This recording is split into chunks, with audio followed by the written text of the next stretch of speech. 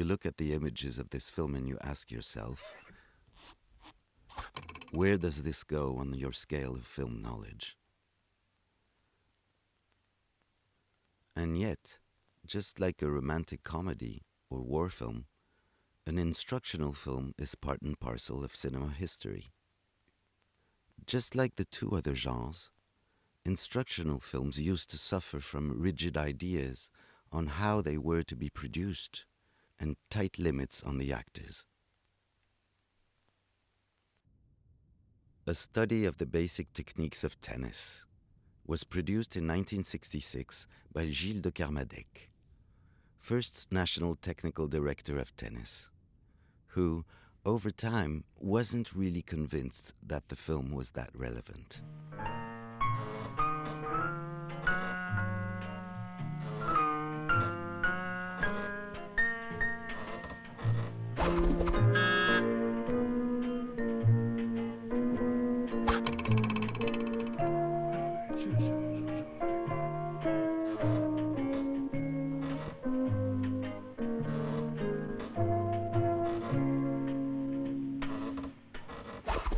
Incredible.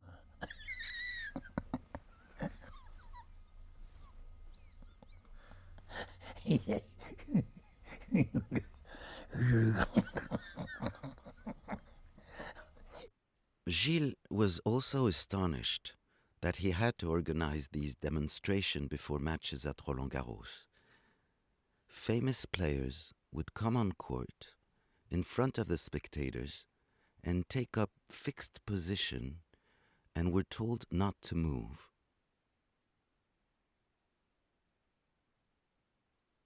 Players who are doing demonstrations always think they are making the movements that they make in a match.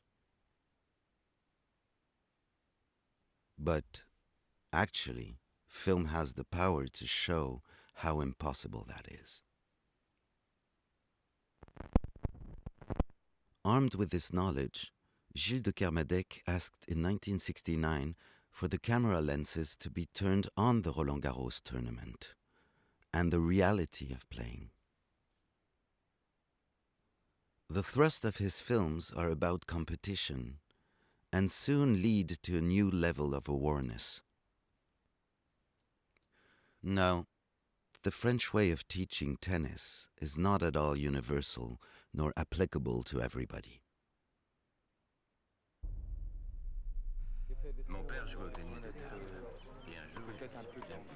From 1977, de Kermadec begins to use the technique of the portrait. He becomes more concerned with what makes each player unique.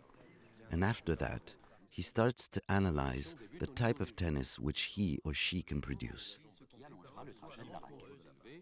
In 1985, the last work from this highly original series of instructional portraits is dedicated to the American John McEnroe, world number 1 for 4 years.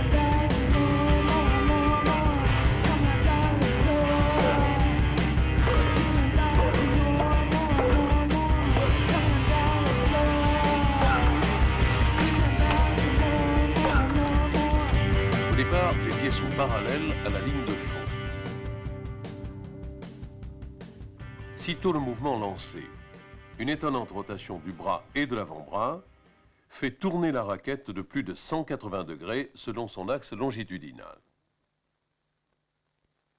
En position armée, les genoux sont très fléchis et la ligne des bras et des épaules tend à la verticale. La détente des jambes et la formidable bascule des épaules vont contribuer à accroître la vitesse de la raquette au moment où elle commence à descendre dans le dos. Cette ondulation se propage comme un coup de fouet jusqu'à l'impact où le bras n'est pas en pleine extension, ni le manche de raquette dans le prolongement de l'avant-bras, comme chez la plupart des grands serveurs. C'est que les épaules ne sont pas encore revenues de face quand la balle est frappée.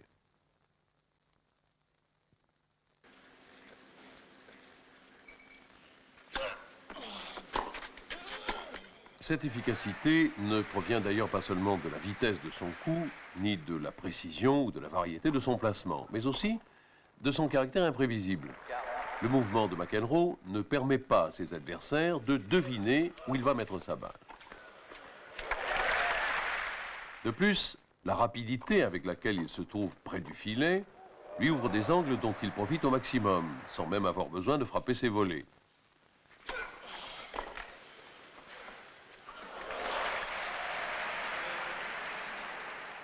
In 2011, my friend Nicolas Thibault was coming to the end of making a film about Gilles de Kermadec. This tennis player filmmaker had spent his entire life watching the development of the best players in the world on the clay courts of Porte d'Auteuil, like others would follow the development of emperor penguins in the Antarctic.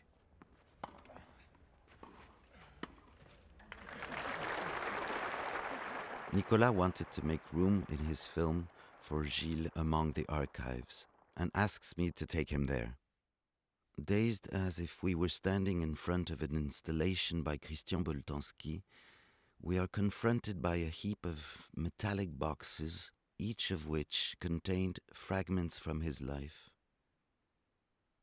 Watching Gilles lovingly scan these images from the distant past, I imagined him navigating back into a strange other world of worries.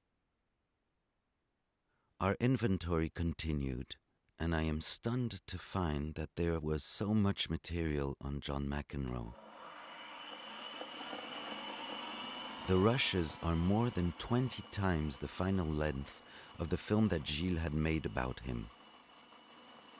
I spent several months editing together hundreds of little reels that had been scattered all around. If the waste bins from yesteryear quite often provide the treasures in today's archaeology museums, then I had the feeling that these bits and pieces could yield something precious, something that could reveal some forgotten truth to whoever would be willing to listen.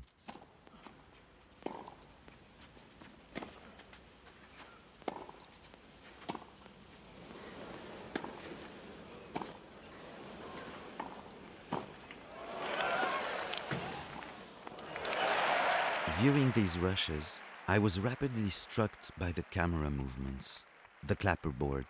I was struck by a feeling of immersion, an incredible sensation of immediacy.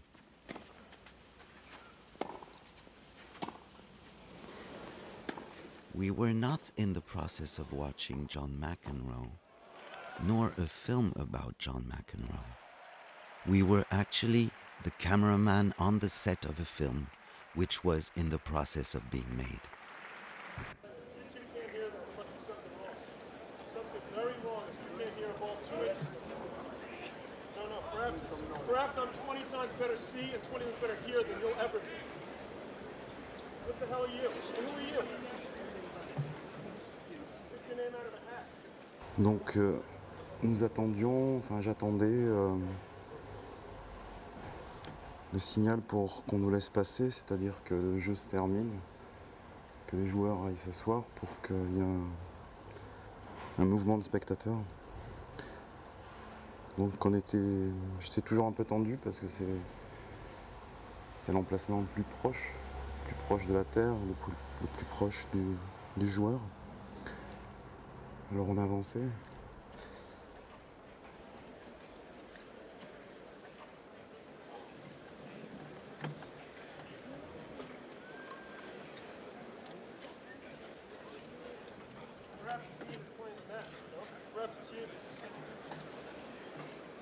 that?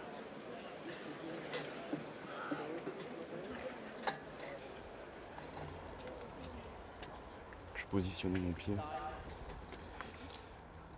Cadrer, filmer toujours sur pied en essayant de ne pas gêner. D'être à la bonne hauteur, par exemple là je suis sur les fleurs. Fleurs qui sont juste devant moi. Parce qu'évidemment on est entouré de photographes qui ont aussi des gros appareils avec des longues focales. Here's Nicolas, collaborator and Gilles' friend.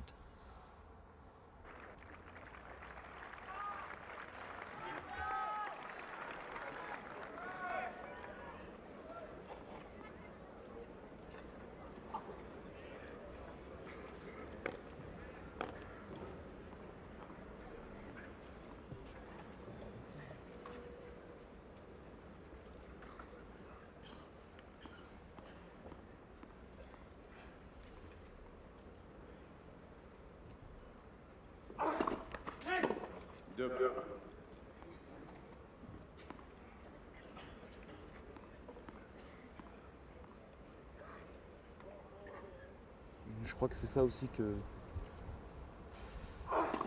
tu recherches en fait quand tu filmes, quand tu es filmeur. Une espèce d'emplacement assez idéal.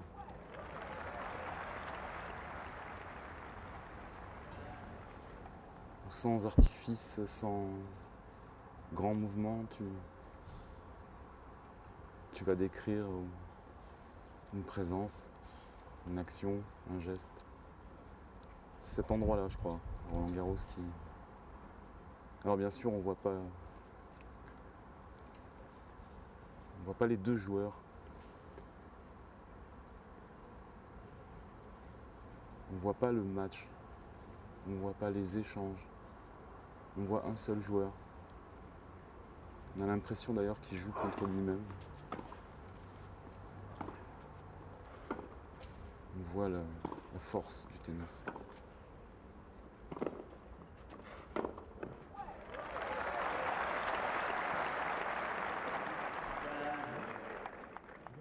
Let's relive the sequences which are shot in 3/4 profile. We're not really spectators.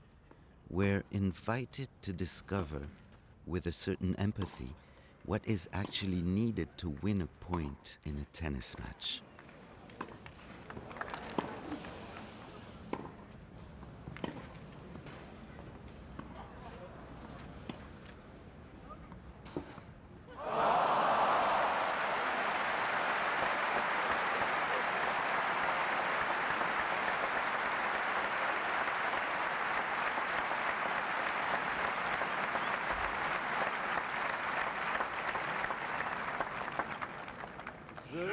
McEnroe, 2 jeux partout, premièrement.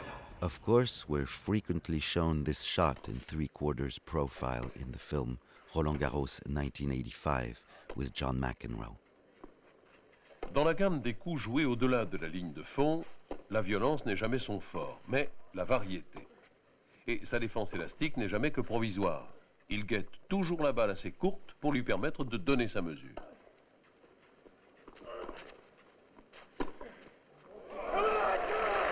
Ce souci de varier la cadence et les effets dans les échanges de fond de cours est particulièrement sensible en revers, où il alterne presque systématiquement revers coupé avec revers lifté, sans qu'il s'agisse nécessairement de situations de jeu différentes.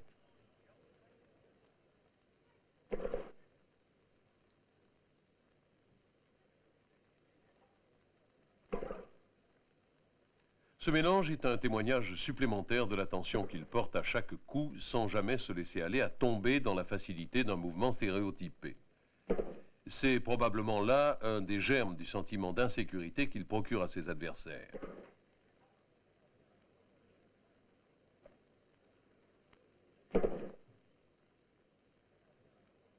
Au fur et à mesure où le tennis est de plus en plus diffusé, Roland Garros vu dans le monde entier, les droits télé aussi de plus en plus chers, Nous, notre petite place pour aller faire ces images pour les films de Gilles était de plus en plus petite. La fédération, à un moment donné, lui a même proposé ceci. Écoute, on a la télévision française qui a 20 caméras autour des cours, il y a les Américains, et tu n'as qu'à te servir de ces images-là. La télévision nous a dit qu'il te le donnerait, tu pourrais faire tes films avec. Alors là, lui, ça l'a mis dans une colère noire. Il disait, mais ils ne comprennent pas que je ne fais pas le même travail. Ils ne comprennent pas ce que je suis en train de faire. Je fais un film. Ça le mettait hors de lui, ce truc-là. Ce qu'il voulait, ce qu'il désirait était très précis. Je pense qu'il s'intéressait plus au joueur qu'au match lui-même. Cela n'avait rien à voir avec la diffusion du direct fait par la télévision. D'ailleurs, Gilles, je pense que regarder le tennis à la télévision, ça l'intéressait pas. Ça l'intéressait pas.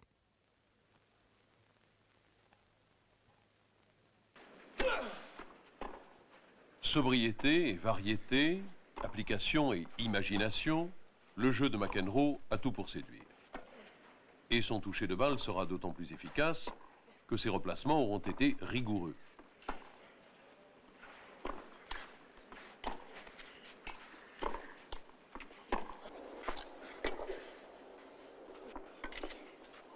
Car l'amorti est aussi une de ses armes maîtresses.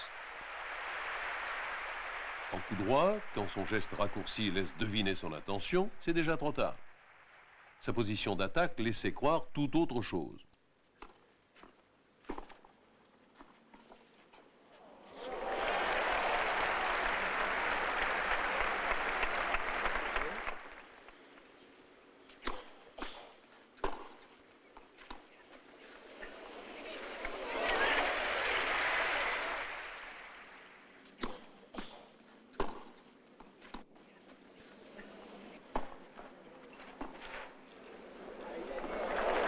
En revers, la surprise est encore plus totale s'il est possible, car son geste est parfaitement imprévisible.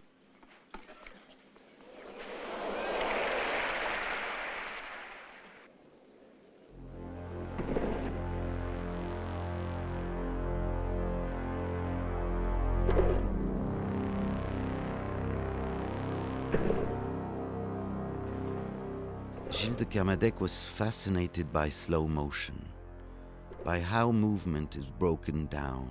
He was fascinated by everything that allows you to see what the eyes can't see.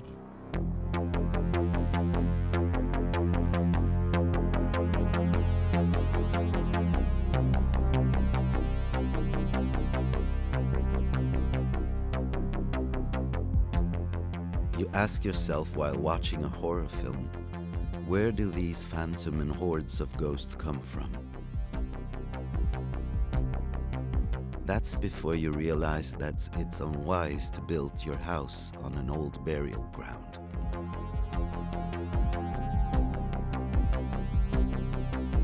A cemetery of a kind lies hidden underneath the red clay of the Roland-Garros Stadium. It's called la Station Physiologique du Parc des Princes, and it is where Étienne Jules Marais and Georges Demny took their chronophotographic pictures. In other words, what the eyes could not see. The specter of these first forays into capturing movement haunts the films of Gilles de Kermadec.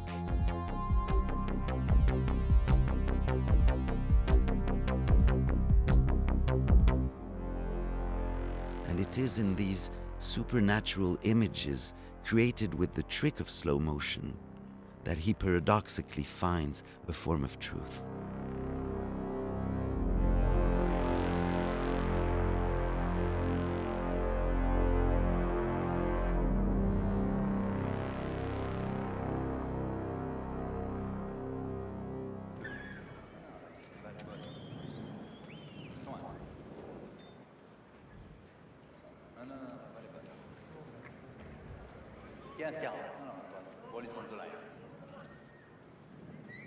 Allez vérifier.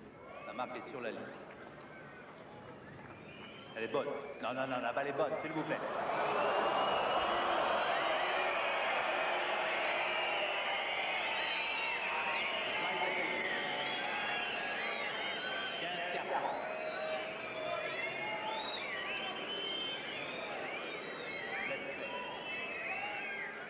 Using up to 3 cameras to film sequences that might not even offer up any technical content, the people who used to crave control by placing footprints on the ground were now like fishermen.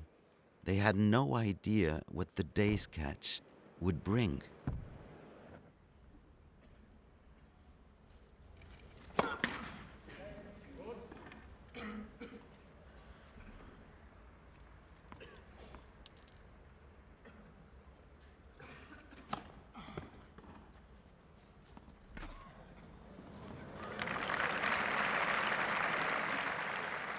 The film critic Serge Danet used to say, It's the advantage of clay. That's why I prefer the surface. It's because it creates fiction. They are the players and what they know they can do. They are the fans who also know their role in the proceedings. They are the officials who are ready to get into everyone's bad books. But more than all of that, there is time.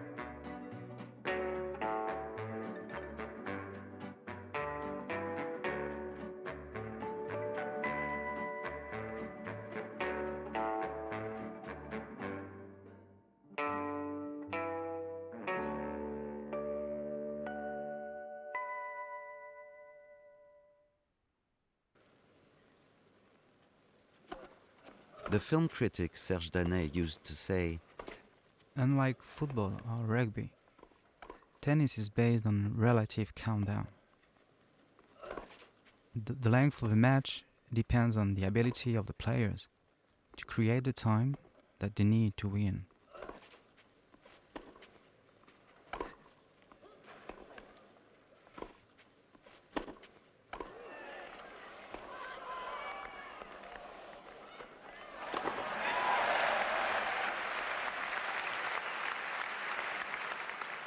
On compte en points, jeu, set et match.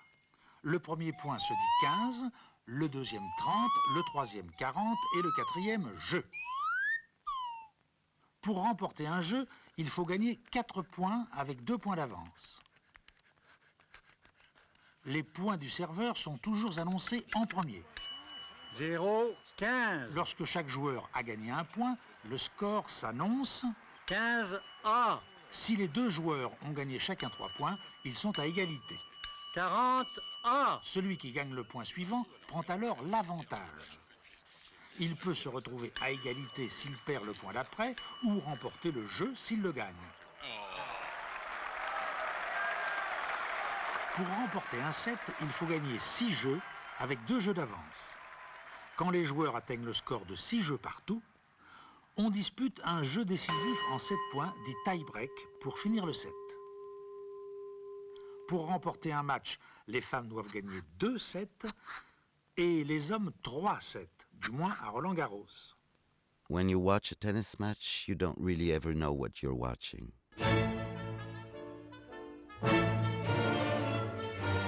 The intrigue which pitted Jarkko Nieminen against Bernard Tomic in Miami was resolved in 28 minutes and 20 seconds, about the same time as an episode from the series Hitchcock Presents.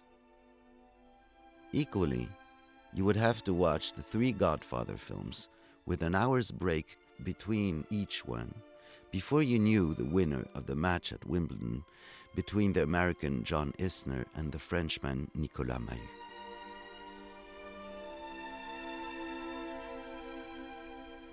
So why did Serge Danet, the editor-in-chief of Cahiers du Cinéma, agreed in the 80s to write an article about tennis in the newspaper Libération?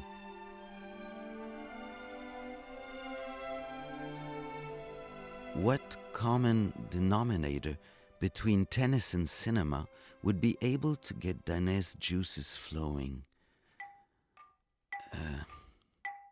The length of time. Explanations. Cinema for me isn't at all about being amazed in front of a moving image. It's more about the sounds you hear, the sense of time, the race against time and fate. It's about telling stories about countdowns. There's also the underlying question: how much time is left before the end credits? In other words, what possibilities are there to create an extra bit of time? That's it. In my opinion, the thing that makes a great film is the invention of time.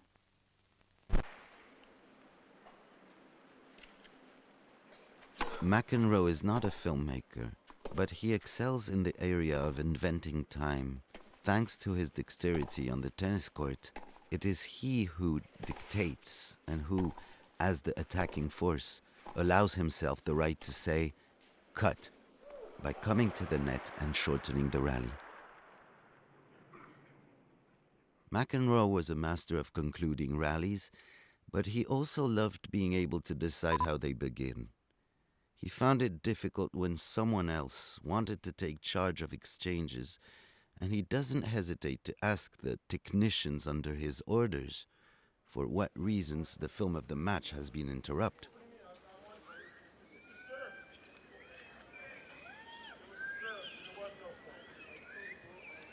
No, so if there's a serve, there's no point. Because if you saw the ball out, there's no point. Okay, then it's out. The serve was out. No, you said you saw the serve out. There's no point then.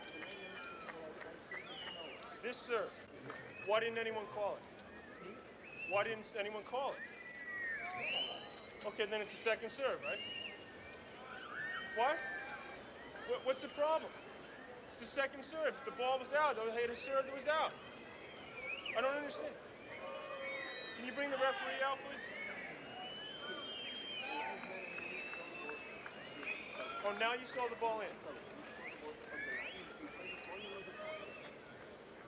Can you show me the mark, please? Why not?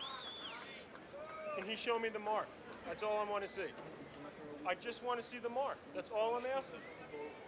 But I'd like him to show me the mark. Can't you show me the mark? Why not? Why can't you show me the mark? Why can't you show me the mark? Can you answer me the question? Why can't you show me the mark? But all I'm asking is to see the mark.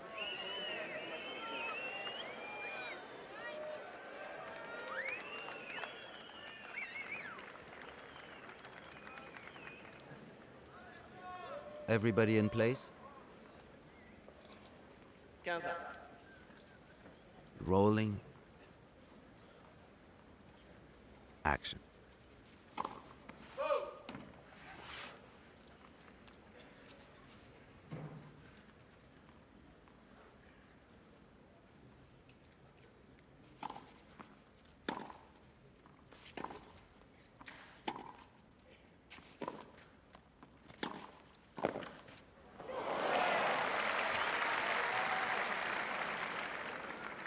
30-15.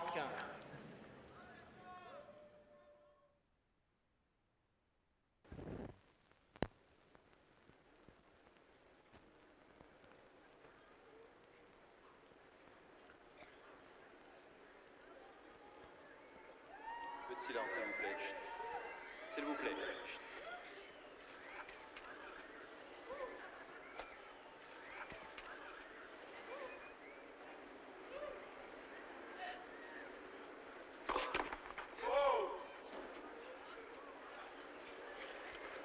When you're making a documentary and your camera confronts real situations, two possibilities come before you. In the first, you try to make people believe that the people you are filming are acting exactly as they would in real life, and that the presence of the camera isn't changing anything.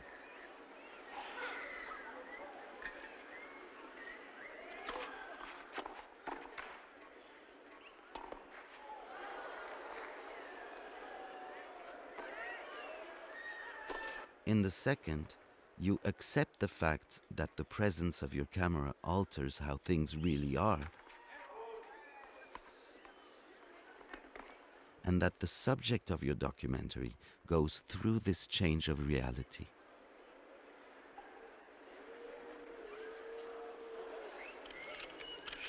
Peu de silence.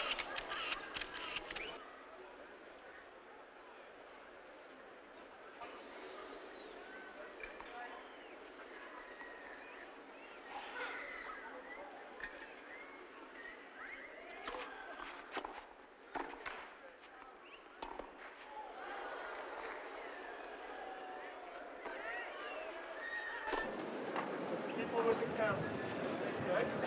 Have someone do something before we play again. Messieurs les photographes, si vous voulez bien vous retirer. Merci. Over here, over here. Everywhere. And they keep coming back. They keep coming back.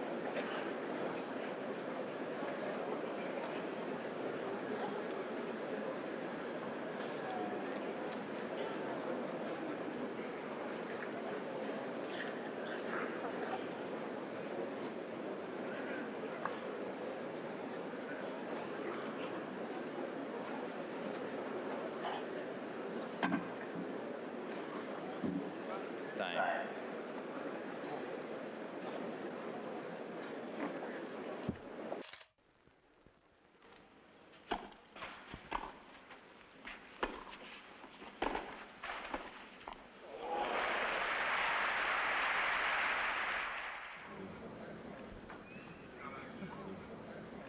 Cinq jeux partout.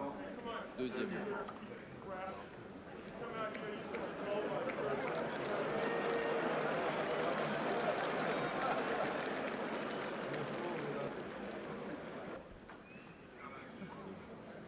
Cinq jeux partout. Deuxième.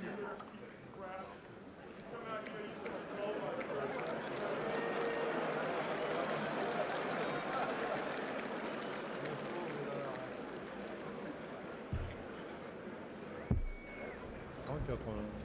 Au début, je me disais, tiens, je vais aller me reposer au frais dans la fosse. Et puis, en fait, dans la fosse, on ne se repose pas. Dans le trou, on est très attentif aux balles.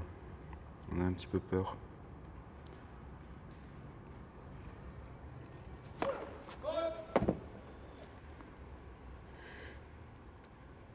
Lorsque nous tournions en 16, c'était un endroit où on pouvait tranquillement changer nos magasins aussi, dans le changing bag, au frais, dans la pénombre.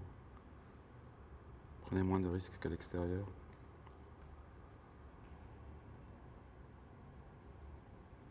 La RISR faisait beaucoup de bruit dans ce trou, dans cette fosse. Ça résonnait. J'avais un peu honte.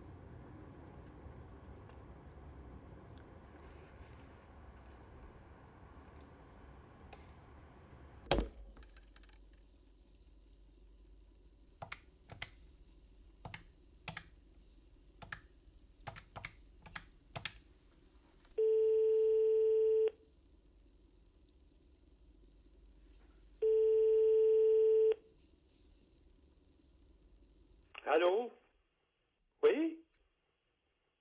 ça n'a pas été tellement facile, hein, parce que je me suis imposé, il n'y a pas de problème. Hein. Mais enfin, j'avais quand même certaines difficultés, parce que des fois, les photographes voyaient bien que je ne faisais pas partie de la photographie, voyez-vous. Je m'y prenais quand même assez à l'avance, avant l'entrée des matchs. J'installais le matériel, je branchais, et puis bon, il n'y avait pas de problème. Hein. Je ne sais pas pourquoi, mais c'est surtout la bonnette du micro qui devait je sais pas, l'intriguer, quoi. Comme c'est souvent qu'il y avait des joueurs comme ça qui s'en prenaient. Il y a pas eu que lui, hein. Il y a eu beaucoup de joueurs des fois qui s'en prenaient un petit peu à la foule, voyez-vous, pour je sais pas, c'était quelque chose de nerveux chez eux, et là il s'est trouvé que c'était la bonnette qui l'intriguait.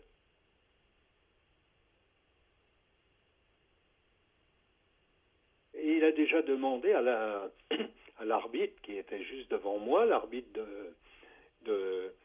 en me montrant de faire cesser si vous voulez, la prise de son, quoi. L'arbitre lui a répondu qu'il n'était pas question que je n'empiétais pas sur le terrain, donc il n'y avait pas de problème pour qu'il interdise, vous voyez. Et puis ensuite, il est revenu 2-3 fois à la charge, et puis à la fin, il s'est énervé, quoi.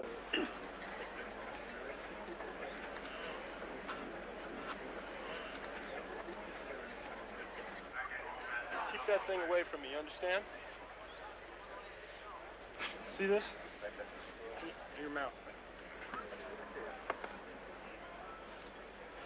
Repeat that in French to the people, okay? You're gonna get it.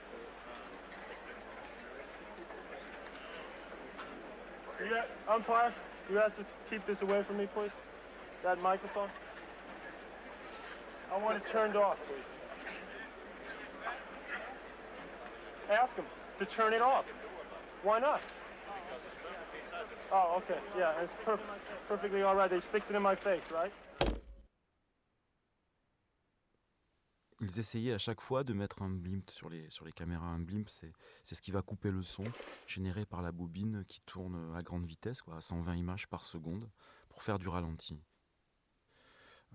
Donc ils mettaient un blimp, ils essayaient, ils mettaient par-dessus, quelquefois par-dessus le blimp, ils mettaient un manteau, une veste, mais le son sortait quand même de la caméra. Il sortait par l'objectif. Donc on entendait vous comme ça dans le stade, dès qu'il déclenchait pour capter un geste. Une Arriflex 16 mm high speed qui tourne à 120 images par seconde, ça fait du bruit. Et quand tu es dans un stade complètement silencieux, puisqu'il n'y a pas de bruit pendant les échanges au tennis, je te raconte pas.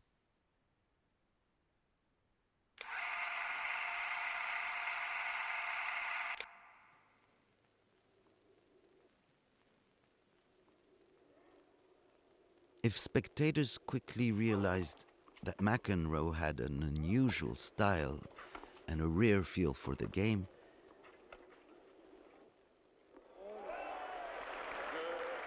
very few of them understood that he was also a man who played on the edge of his senses.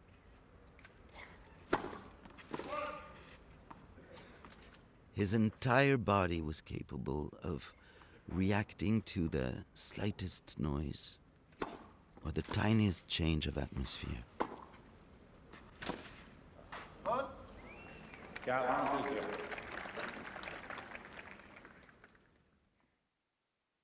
I'm not in the actor's studio. I'm a professional tennis player.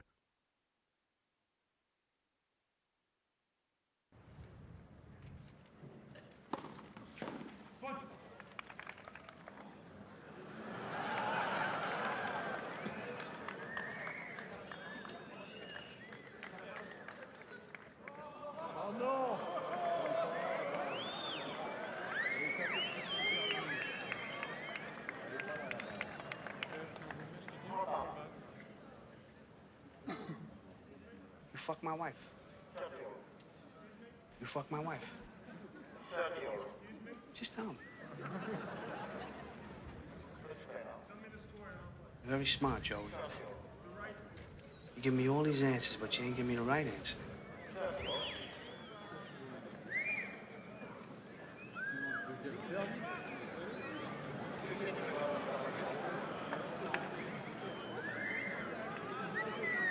Thanks you again.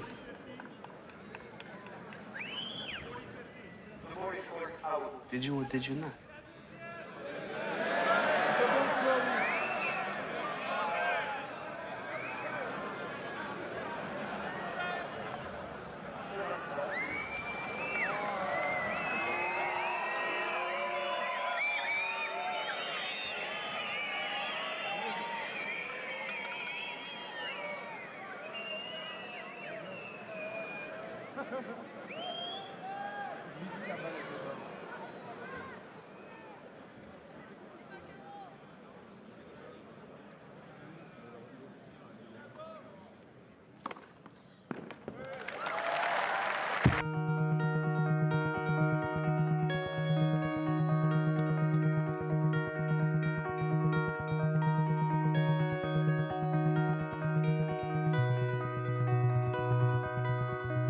Here the film crew captured quite a rare sequence. It's a bit like the flowering of the Pujaremondi, or a comet passing near Earth. It is John McEnroe on a practice court. Of course, exercises and practice are what hard workers have to do. The talented don't really need to do such things. But I really think that McEnroe did not like pretending.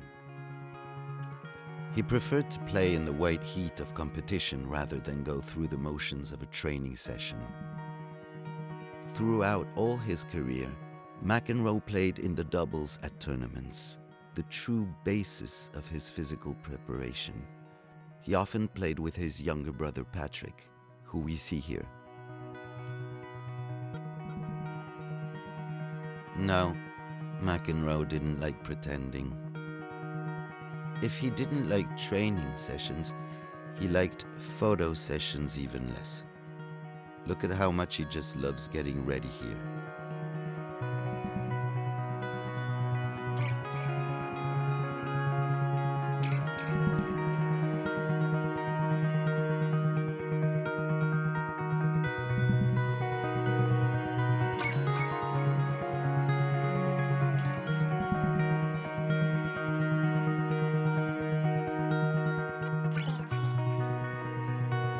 John McEnroe didn't always know how to play upon his image. First, he needed to understand and then accept, just like each of us, one of the great misunderstandings of our lives. The image we have of ourselves rarely ever tallies with the image that others see.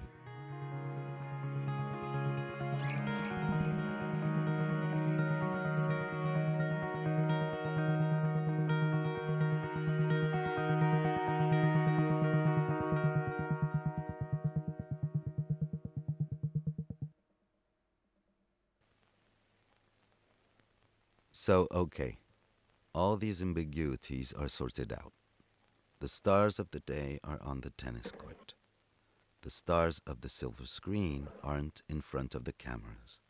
They're in the stands.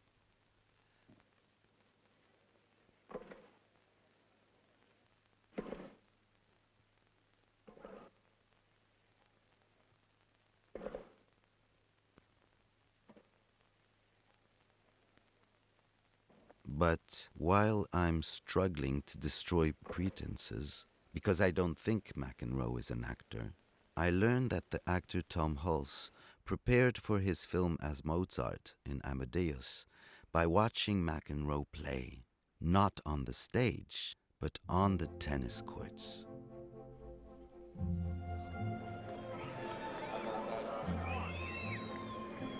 Show me the mark, please. Show me the mark, please. Why not? Why can't he show me the mark? You can't see your own shoelace. How can you show? 45 seconds.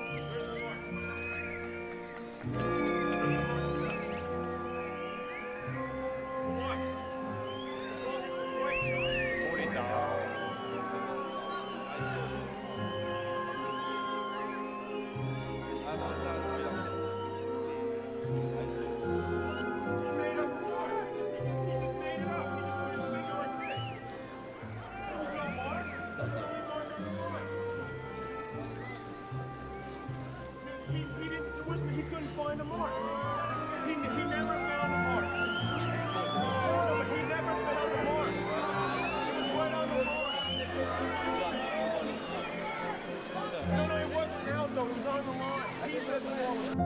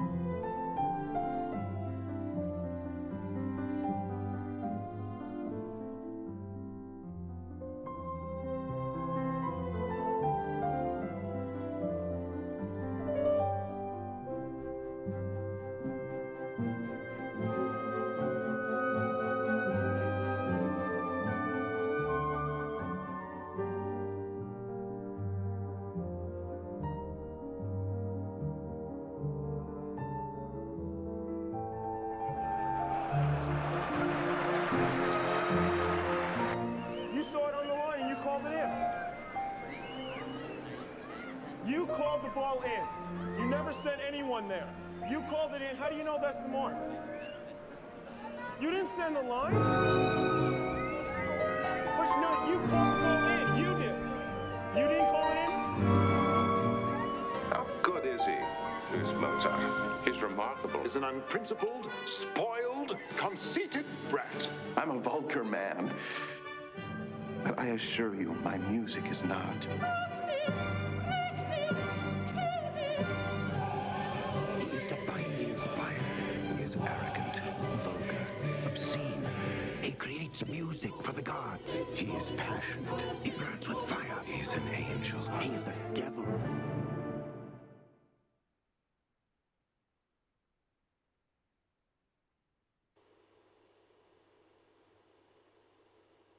La codification des émotions sur un terrain de sport, elles sont assez banalisées. C'est-à-dire c'est des émotions positives ou des émotions de combativité. Or, là, on a un joueur qui amène pas du tout ça, qui amène des émotions négatives.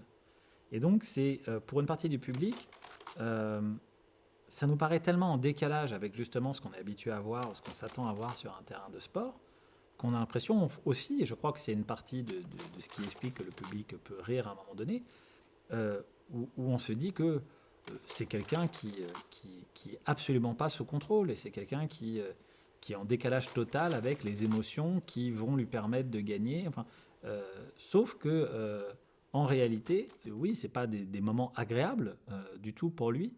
Ça reste des choses qu'il arrivait à mettre à son profit. Et ça, ce décalage-là, je crois que le public pouvait pas forcément l'entendre, ou en tout cas une partie du public pouvait pas le percevoir.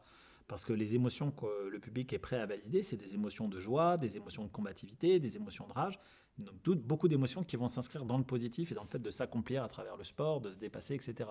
L'idée de se dire qu'on peut être en train de s'accomplir à travers un mouvement de colère, de rage, où on a l'impression qu'un sportif est en train d'exploser intérieurement, on se dit mais lui, il a un problème. C'est pas possible, il peut pas arriver à gagner comme ça. Et si, lui, il est arrivé à gagner comme ça.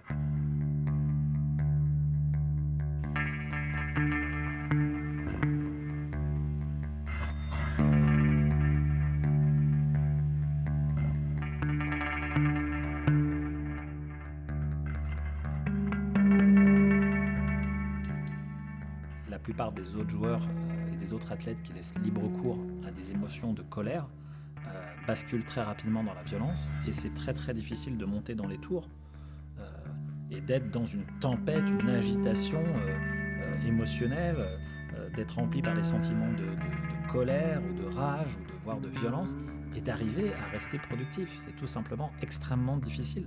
Et d'arriver à redescendre assez rapidement et de garder une lucidité, notamment stratégique, c'est extrêmement difficile. Donc c'est non seulement pas exportable, mais c'est quasiment voué à l'échec dans la plupart des cas.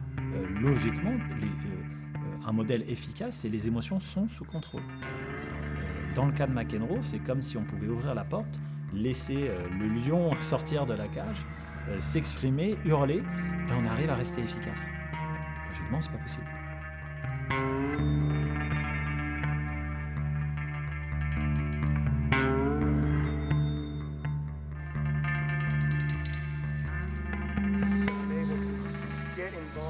Like this and still be able to concentrate well, which is something that not too many other players seem to be able to do. That's what the players are afraid of, because they know when you get angry that you're not going to destroy your game, whereas if they get angry, they've had it. Well, that's something, I practice over the years. Something, I practice over the years. Something, I practice over the years. Something, I practice over the years. Something, I practice over the years. Something, I practice over the years.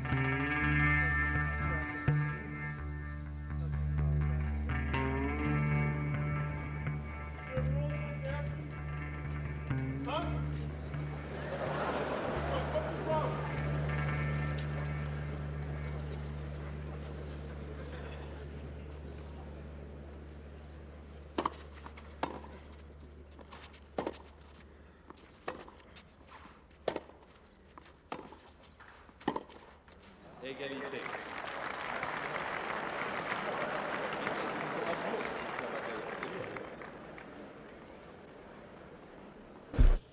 I think things would be easier if people realize that it's me making a statement like, "Huh, you do your job and I'll do mine," rather than me just complaining for the hell of it.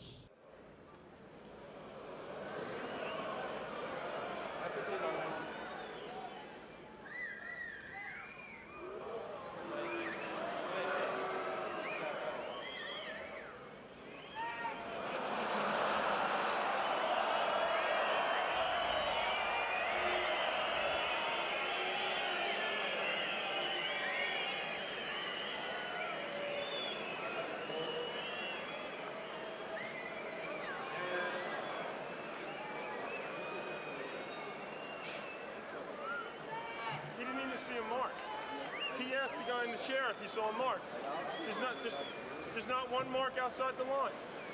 There's not one mark wide. It was right on the line. So how can you call the ball out then? He didn't even just ask him if he even saw it. But he couldn't fall. The mark was right on the line. But he asked this guy in the chair if he saw a mark. So why don't, the worst, first of all, the ball's on line. The worst I get is a let. The ball was right on the line. Donc lorsqu'on est perfectionniste et lorsqu'on a ce rapport d'exigence vis-à-vis de soi-même, on a tendance à le projeter vis-à-vis des autres et à attendre le même degré d'investissement vis-à-vis des gens qui gravitent autour de nous. Or, en l'occurrence, s'il a le sentiment qu'un arbitre ne sait pas vraiment, qui est hésitant, que les gens sont dans l'à peu près, dans l'amateurisme, j'ai envie de dire, autour de lui, y compris les arbitres qui sont là pour juger sa performance, ça provoque une rage quasi incontrôlable. Comment moi qui suis autant investi, qui fait autant d'efforts, qui vous amène une performance aussi parfaite, aussi aboutie, je peux être jugé, je peux être trompé par quelqu'un qui juste n'est pas assez exigeant lui-même, n'est pas assez précis, n'est pas assez bon dans ce qu'il fait. Et donc ça crée pas que chez McEnroe, mais chez un certain nombre d'athlètes, des fois des sentiments d'injustice ou de colère. Et chez McEnroe, c'était pas forcément quelque chose qui était sous contrôle.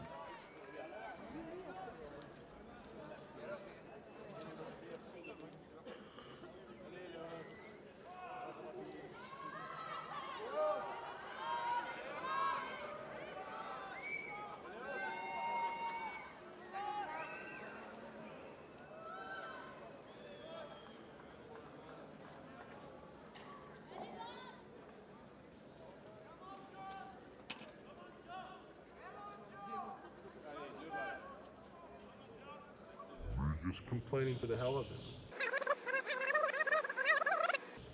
I think things would be easier if people realize that it's me making a statement like, oh, you do your job and I'll do mine, rather than me just complaining for the hell of it.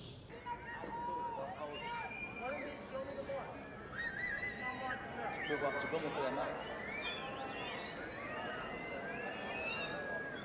Voilà. Non, là derrière. C'est bon, les achats. Non, non, pas vous, pas vous, pas vous.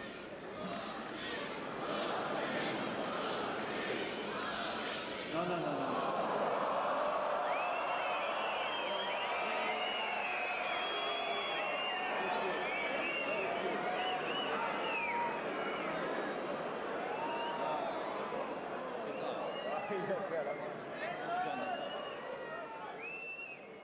Ce qui se passe dans la tête de ce joueur, on n'y a pas accès. Hein.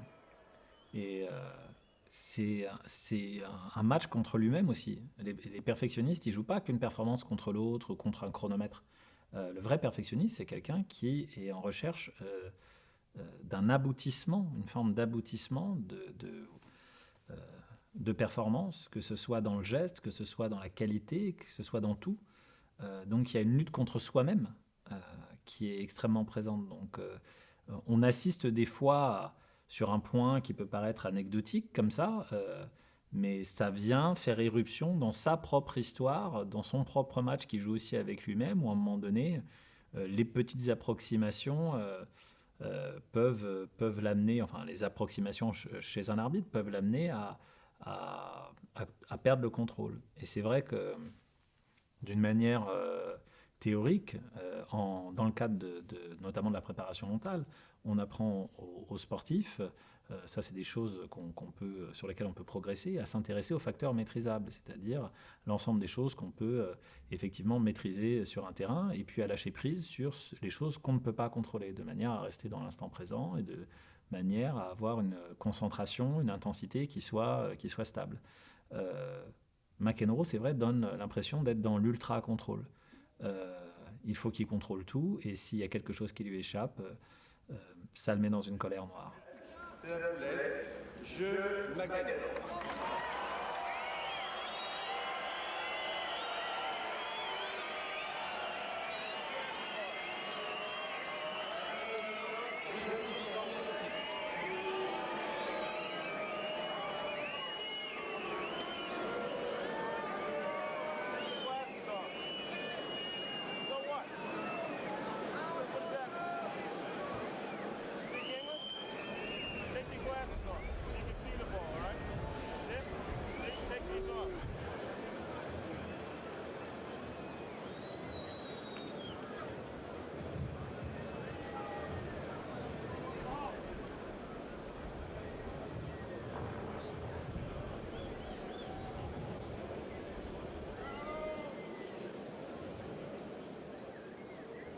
Serge Danet wrote about John McEnroe.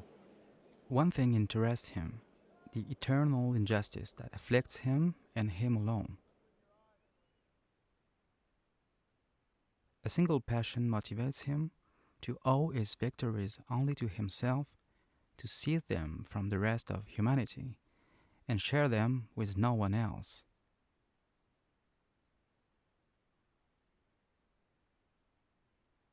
Bjorn Borg puts the ball in the spot where the other player is not. McEnroe puts it in a place the other player will never reach. McEnroe only plays well if he feels that everyone is against him. Hostility is his drug. The referees, the lines, the net court judge, and the spectators must all threaten him. They must force him to win while he keeps giving the impression that his back is against the wall. In truth, it's a ruse. He follows a golden rule, which is that he must never seem to be happy with what he's doing. Consequently, there is a whole range of gestures, from a shout of despair to the pout of a child bottling up his tears. can also throw in that look of an ending fairy.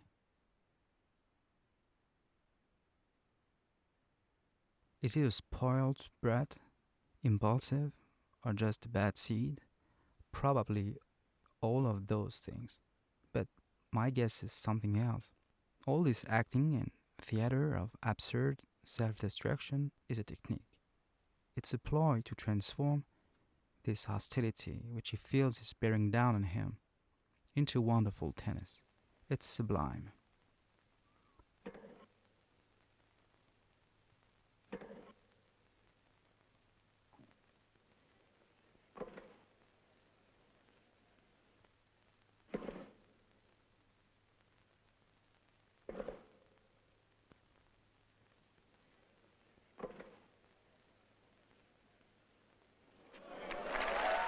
L'art de McEnroe est donc pour une bonne part un art du camouflage.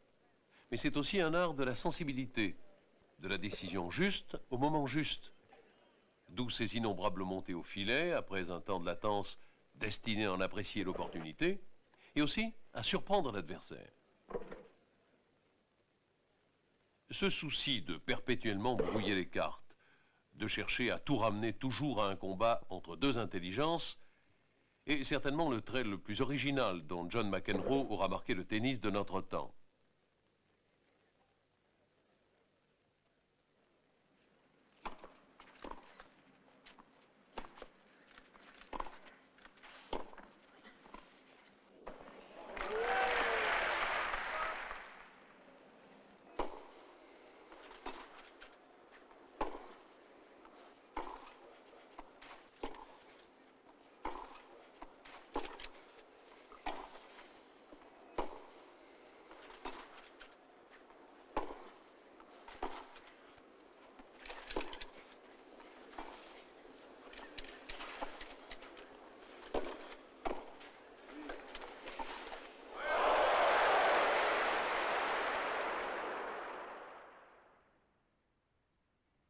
He talked sooner and walked sooner than most children. He made the top grades in the class. As long as I can remember, he had this fierce desire to win.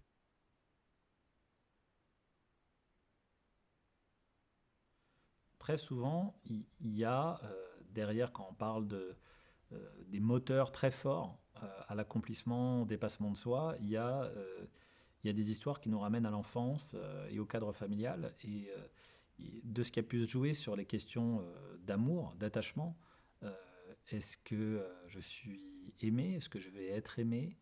Est-ce que je vais être admiré? Est-ce que je vais être reconnu? Est-ce que je vais être valorisé au sein de mon foyer familial? Ou inversement, beaucoup plus ancré dans la peur, est-ce que je vais perdre? Est-ce que on va arrêter de m'aimer si je perds, etc., si je suis plus performant? Ça crée des moteurs. Ça crée des moteurs ou des freins, les deux. Et des fois, c'est très ambivalent, c'est très contrasté entre, au fond, cette peur-là qui peut créer un désir anormal, parce que faire du sport de haut niveau, c'est assez à haut niveau dans le temps, ça reste quelque chose pour moi d'anormal, entre guillemets, d'un point de vue psychique. C'est-à-dire que c'est un investissement qui n'est pas normal, c'est un rapport à la souffrance qui n'est pas normal, au dépassement de soi, à la volonté, à cette espèce de rage de toujours faire mieux et d'y retourner, et de se confronter à tout un tas d'épreuves. On n'est pas dans la normalité. Donc il y a souvent des choses qui sont passées psychiquement dans l'enfance, dans la petite enfance, qui ne sont pas aussi, entre guillemets, normales, en tout cas dans l'interprétation. Et de ces émotions, des fois contrastées, violentes, naît un désir d'accomplissement ou de réparation qui trouve un lieu d'expression dans le sport de haut niveau. When he was growing up, I told him I had two ambitions for him. One, that he would go to a good college, and the other, that he would someday play in the Davis Cup team. After he had done both, 1 year at Stanford University, he came to me and said, "Mom, now may I lead my own life?"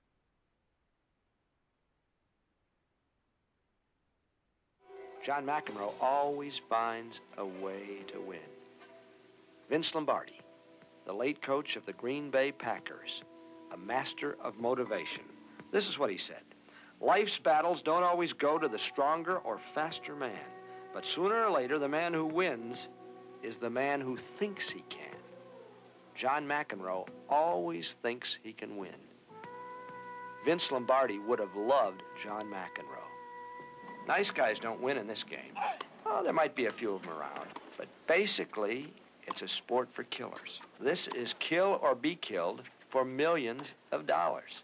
Nobody buries you if you lose. They just forget you. And that's what the fear is. It's a competitive life where we all have to fight for whatever we get. Living space, jobs. And when we get them, somebody else wants them. And that's what's happening. That's what McEnroe is showing you out on a tennis court. I want it. I'm grabbing it. It's mine. Try and stop me. Is he a reflection of our times? Is he violence personified on the tennis court? Yes, McEnroe does disturb us. He's a genius who worries people because he's a reflection of the times we live in. Harsh, violent times. We can see in him what society has done to us. In life, as in tennis today, you're either a winner or a loser. We live in a reward system, and John McEnroe is a pure product of it. He is a winner.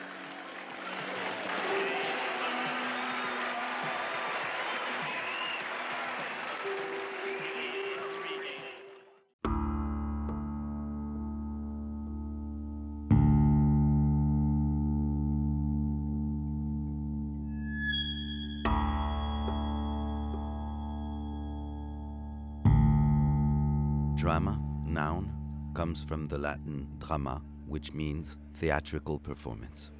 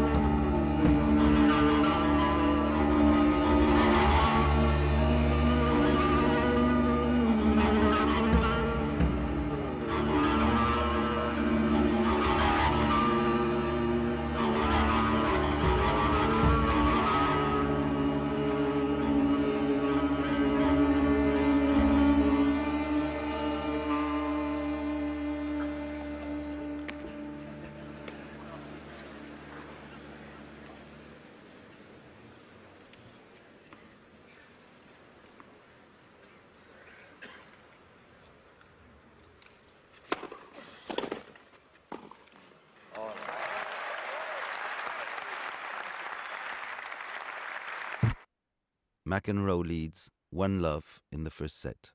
Nothing must stand in his way from taking control of his final.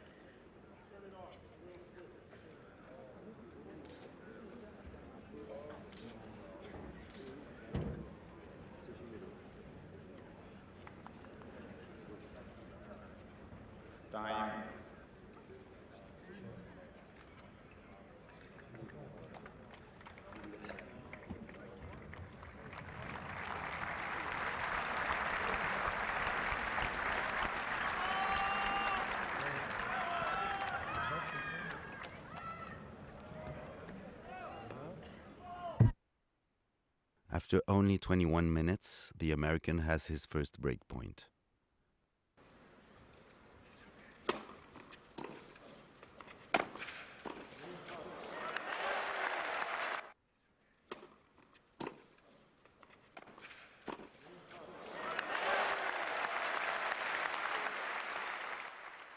.352. McEnroe is in command.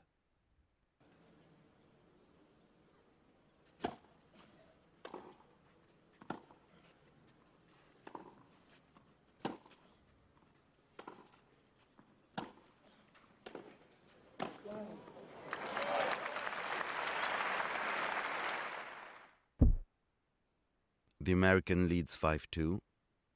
Ivan Lendl tries to dig. How can you overrule right now? There was a serve, but you didn't overrule it.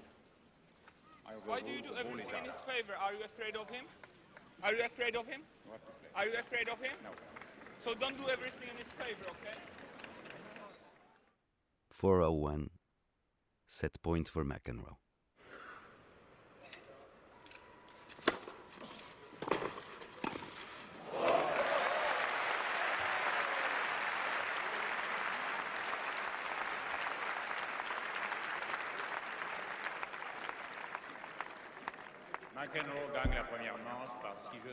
At the beginning of the second set, McEnroe appears keen to press home his brilliant start to the match.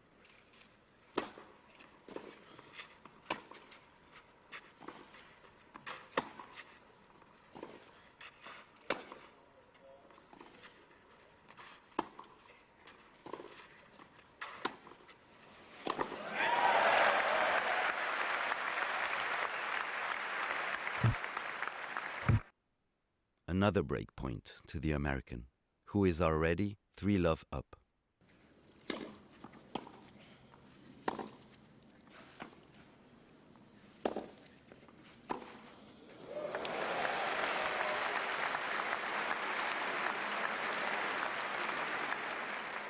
.422.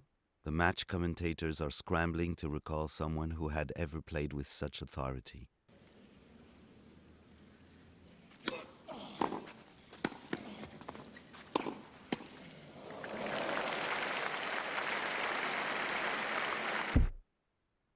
After only 29 minutes in the second set, McEnroe has a set point.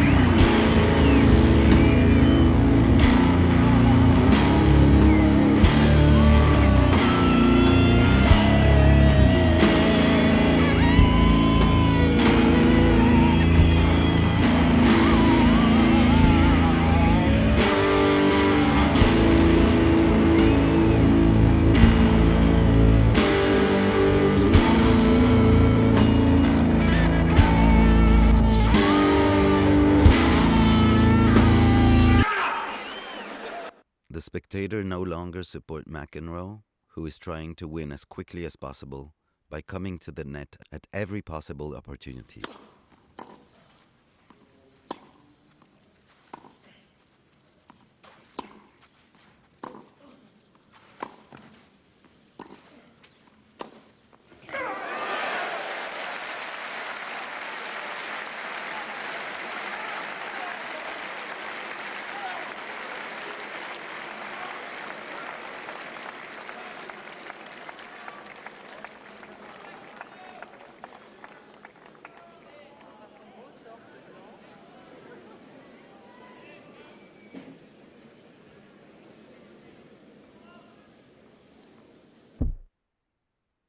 Ivan Lendl managed to take a 3-2 lead thanks to a slight lull in the Americans' game.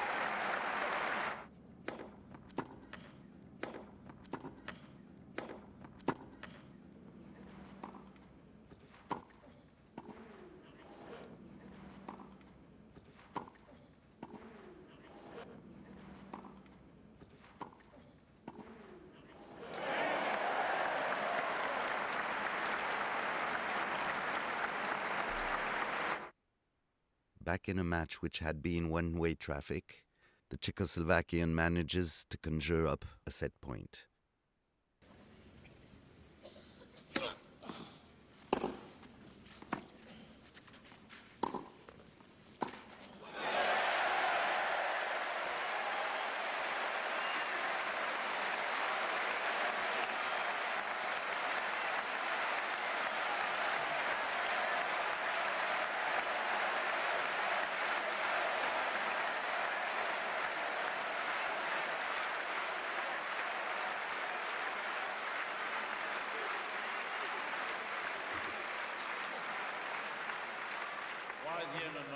Lendl. 5:46.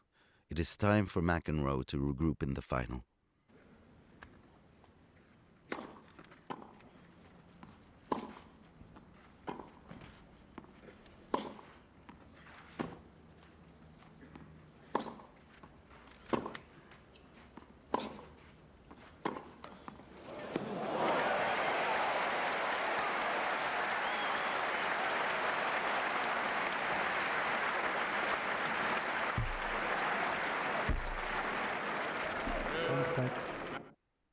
After 2 hours and 24 minutes of play, the American clearly doesn't want a center court marathon.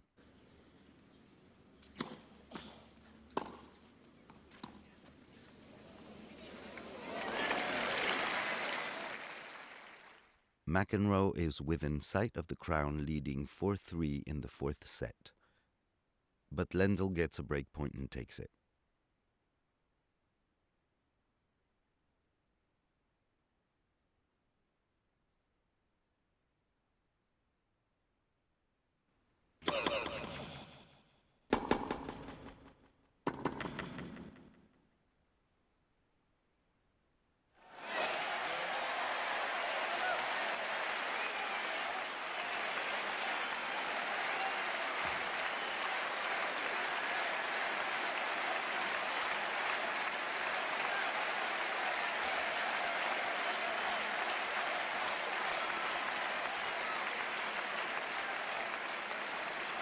Jeu Lendl.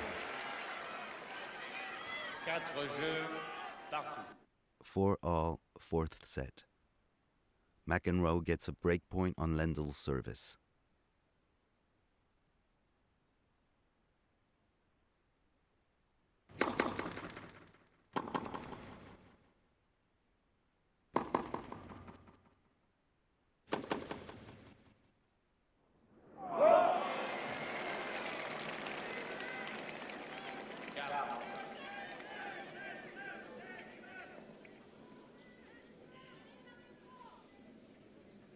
.633, Lendls leads 1-love in the 5th set. It is the first time in 3 hours and 7 minutes of play that he is ahead in the match. Arrosage très léger, je vous prie.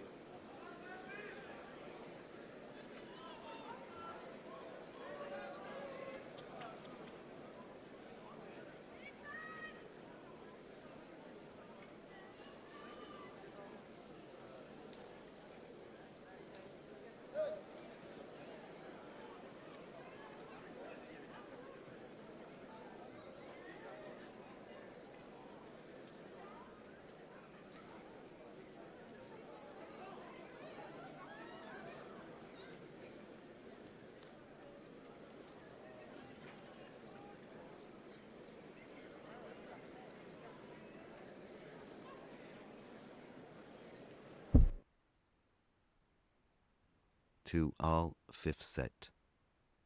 It is crucial not to lose their service.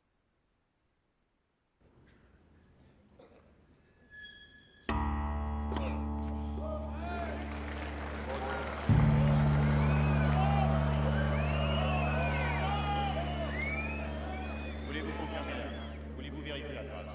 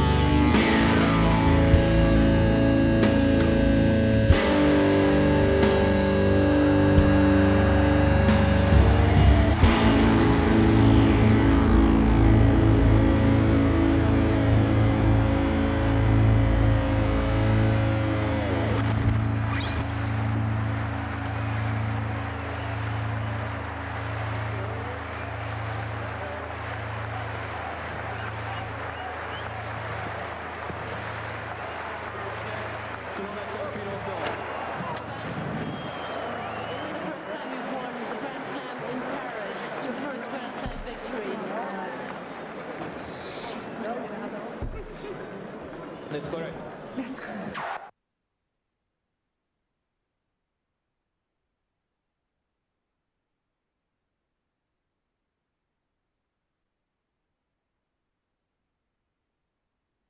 Cinema lies, not sport.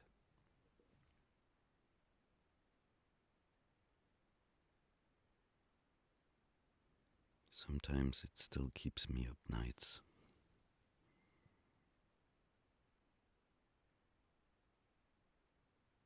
It's even tough for me to do the commentary at the French. I'll often have 1 or 2 days when I literally feel sick to my stomach, just at being there and thinking about that match.